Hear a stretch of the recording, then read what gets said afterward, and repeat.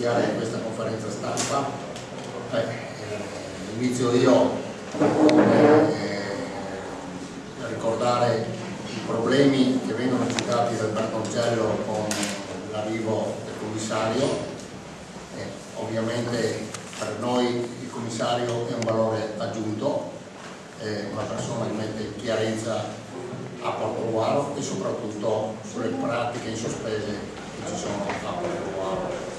Per quanto mi riguarda io voglio citare una sola cosa: Bertoncello dice che i finanziamenti non arriveranno più a Portogruaro, quindi noi perderemo delle opportunità.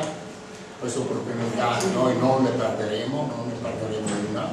Io voglio per questo ricordare che in questi giorni ci sarà un finanziamento della Regione Veneto, quindi dell'assessorato alla mobilità, pari a 6 milioni di euro per i 4 sottopassi di Summaga. Ecco, tutto questo per dire che i soldi arrivano a Portogruaro, arrivano più velocemente di prima a Portogruaro. Ecco, io ho detto la mia, adesso lascio